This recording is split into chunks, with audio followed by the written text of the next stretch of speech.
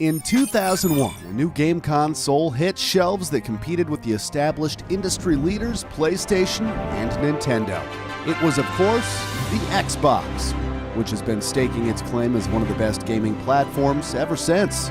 In anticipation of its fourth-generation console, the Xbox Series X, it's only right that we cover the origins and progression of this much-loved entertainment brand.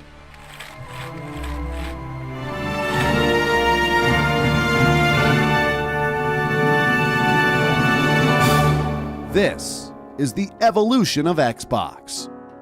Before the Xbox, Microsoft had, besides making computer software, already been successful with publishing games for PC, such as Age of Empires and Microsoft Flight Simulator. Meanwhile, Sony was growing in popularity with the PlayStation 1 and was already working on the PlayStation 2.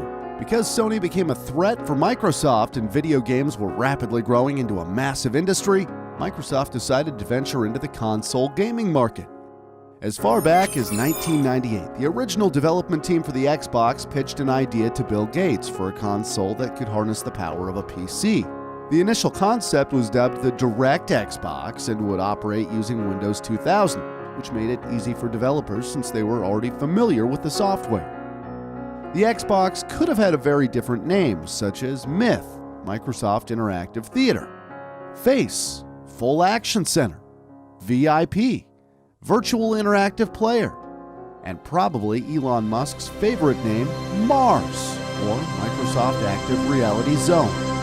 Eventually, the name was shortened from Direct Xbox to just Xbox. 3 years later, the machine was showcased by Bill Gates and The Rock. Wait, what? The Xbox is everything The Rock is. Cutting edge, powerful, exhilarating, and like The Rock, it will be the most electrifying thing coming out this year. While the features of the Xbox, like potential for online play and HD resolution, were no doubt impressive, skeptics viewed the concept as no more than a PC and game console clothing. Regardless, the release date was soon set for the following year, and both gamers and critics alike waited with excitement for the launch of this groundbreaking new system. Fun fact, according to Xbox co-creator Seamus Blackley, there was a guy at Microsoft who had fancy markers which were immediately stolen by everyone. The only color he had left was the green one, so he made the designs with that color. Microsoft actually used that green as the iconic Xbox color. Blackley refers to it as the green nobody wanted.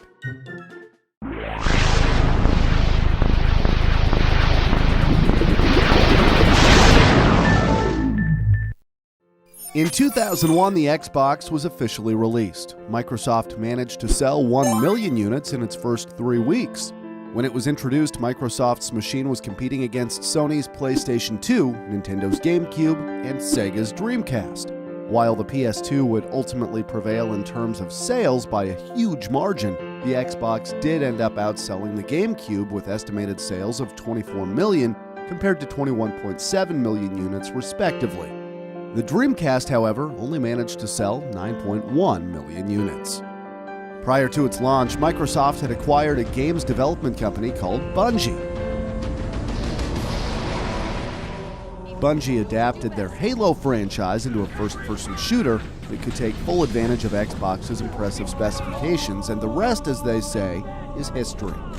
Halo and Halo 2 sold millions of copies, shattering records, and became a classic Xbox exclusive series, as well as a flagship game for the system.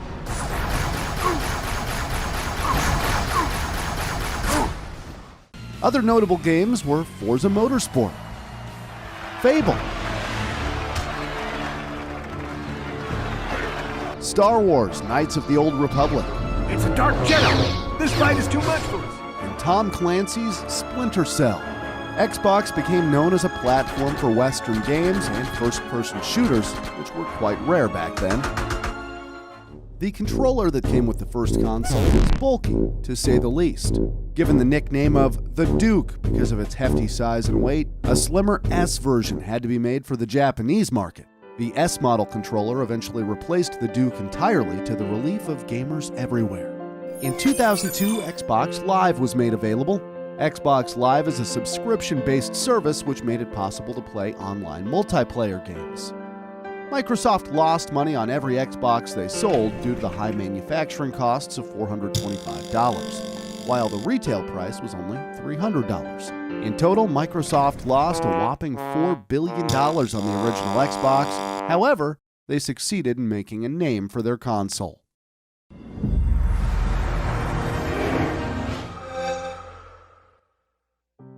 In 2005, Microsoft doubled down on their efforts and released the Xbox 360, almost a full year before its competitors came out with the PlayStation 3 and Nintendo Wii.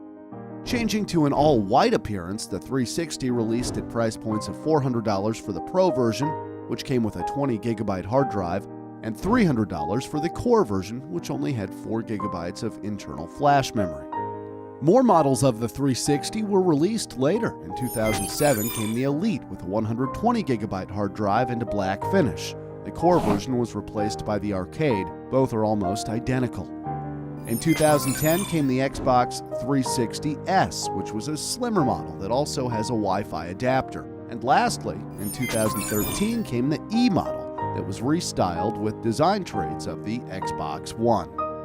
Getting the jump on its rivals certainly paid off for Microsoft, as the 360 sold more than 86 million units and remains the company's highest-selling game console to date. Updated hardware resulted in better graphics and a system that is thought to be much easier and more attractive for game developers. Xbox staff worked closely with game development studios and secured more exclusive titles like the Gears of War franchise. Gamers had access to a wide variety of online and offline hits such as Call of Duty Modern Warfare 2, Fable 2, Forza Motorsport 4, Grand Theft Auto 5, and of course, many Halo games, such as Halo 3, Halo Reach, and Halo 4. Same place we are. The 360 was a great home entertainment system too, playing CDs and DVDs while supporting services like Netflix. The user interface, or dashboard, has undergone many changes throughout the Xbox's history, with the aim of making the user experience smoother and easier for all. However, it was not always received that way. One aspect of the 360 that Microsoft would rather forget about is the dreaded Red Ring of Death, a console-killing issue that plagued Xbox owners and was signified by a ring of LEDs on the front of the console turning red and the system doing not much else. It was often caused by overheating. At least Microsoft's CEO at the time, Steve Ballmer, had no problem spending over $1 billion to recall the 360 in order to legitimately solve the Red Ring of Death problem. In 2010, the Kinect add-on was launched, which consisted of a motion-controlled device and microphone. This allowed players to use their bodies and voice to control the action instead of using a traditional controller. Games such as Kinect Adventures, Dance Central, Kinect Sports helped to sell the gadget. In total, 24 million units were sold. For those paying attention, you'll recall that's as many sales as the original Xbox console. The next Xbox console was released in 2013. It was marketed as an all-in-one entertainment system, hence the name Xbox One. Every Xbox One initially would be sold with the new Kinect sensor. It made use of a full HD camera with wider angle coverage, improved tracking accuracy, and heart rate monitoring. The Xbox One with the Kinect sensor came at a high price of $500, especially next to Sony's $400 PlayStation 4. The high price plus other drawbacks such as an inability to share or resell games, privacy issues with the Kinect sensor, and having to always be connected to the internet resulted in a terrible launch of the Xbox One. Microsoft did retract and changed many of their initial requirements, but for a lot of gamers, the damage had already been done. It's fair to say the Xbox One got off to a shaky start, though it did recover somewhat and to date has sold over 47 million units. Ultimately, though, it lost ground to Sony, who sold 109 million PS4s, and Nintendo, who sold 52 million of their Switches. Microsoft marketed the Xbox One as more of a multimedia device, with owners able to play media from USB devices, CDs, DVDs, and Blu-ray discs, as well as being able to capture and stream gameplay footage. The console's original operating system was based on Windows 8, but the user interface was not well received. It has been updated over the years, though. The focus on home entertainment, as opposed to just gaming, has led some to believe that Xbox has fallen behind in terms of the game titles it now offers. Still, it has a number of exciting exclusives, such as Forza Horizon 4, Gears 5, Sea of Thieves, and Halo 5.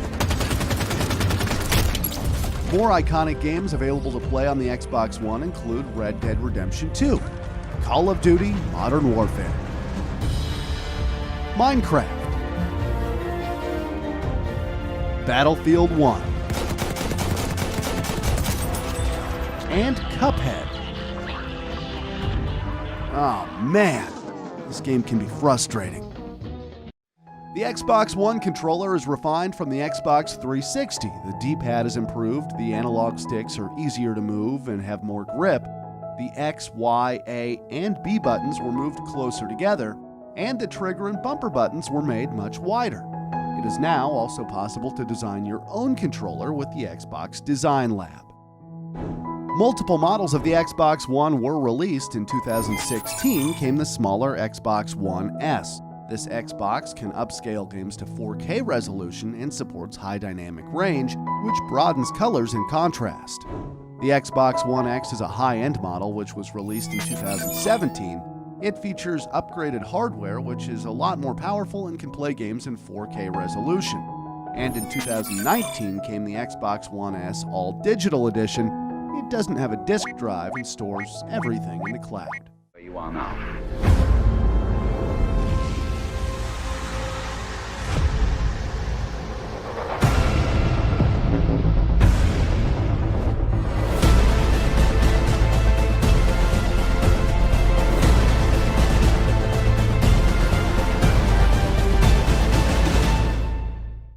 And finally, scheduled for release at the end of 2020 is the Xbox Series X.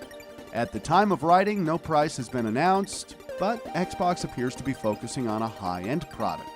The new system is claimed to be twice as powerful as the Xbox One X and will be able to play games in 4K resolution, has a 1TB SSD, and can render 120 frames per second. It is also backwards compatible, allowing to play games from all Xbox consoles. New games coming up for the Xbox Series X are Forza Motorsport, Hellblade 2, Dirt 5, Fable,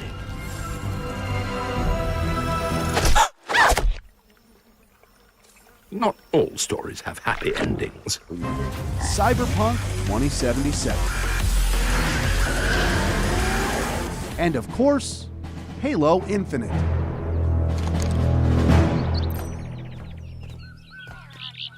Unfortunately, though, Microsoft Flight Simulator has not yet been announced for the Xbox Series X. Xbox certainly intends to stay competitive, but surprisingly, Microsoft's head of Xbox, Phil Spencer, revealed that it isn't PlayStation and Nintendo whom they see as their main competition for the future. It actually is Google and Amazon, since the future console wars could be with cloud gaming services. Cloud gaming still seems like it's in the distant future, so for now, let's just wait in excitement for the next generations of Xbox consoles.